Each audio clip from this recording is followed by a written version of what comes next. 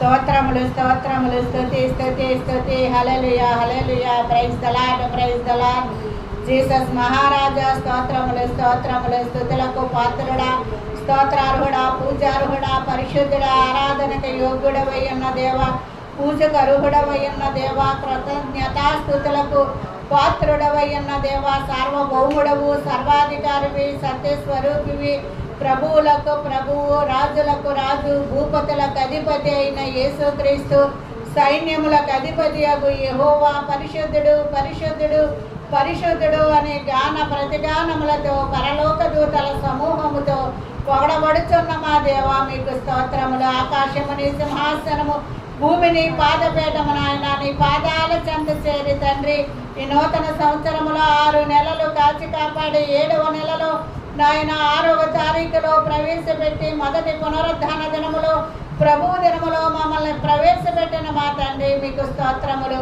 సజీవుల లెక్కల్లో ఉంచిన నా తండ్రి మీకు స్తోత్రములు స్తోత్రములు నాయన యేసయ్య మీకే వందనములు స్తుతులు స్తోత్రములు తండ్రి. యెహోవా దయాళుడు, ఆయనకి కృతజ్ఞతాస్తుతులు చెల్లించుడి. ఆయన కృప నిరంతరముండును. దేవదేవునికి కృతజ్ఞతాస్తుతులు చెల్లించుడి. ఆయన కృప నిరంతరముండును. ప్రభువుల ప్రభువుకి కృతజ్ఞతాస్తుతులు చెల్లించుడి.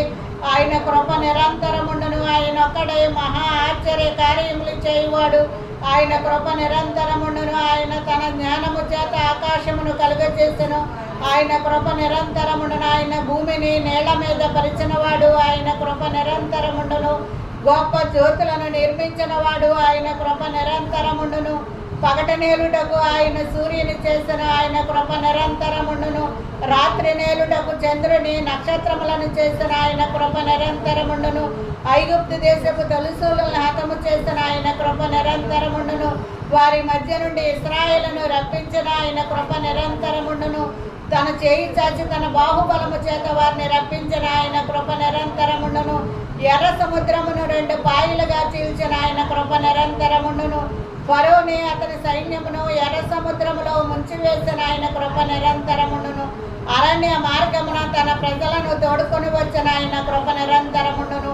గొప్ప రాజులను హతము చేసిన ఆయన కృప నిరంతరముండును. ప్రసిద్ధి నందిన రాజులను హతము చేసిన ఆయన కృప నిరంతరముండును. అమోరీల రాజైన సీహోనును హతము చేసిన ఆయన కృప నిరంతరముండును. బాషాను రాజైన ఓగును హతము చేసిన ఆయన కృప నిరంతరముండును. వారి దేశమును మనకే స్వాస్థ్యముగా ఇచ్చిన ఆయన కృప నిరంతరముండును. తన సేవకుడైన ఇశ్రాయేలుకి దాన్ని స్వాస్థ్యముగా ఇచ్చిన ఆయన కృప నిరంతరముండును.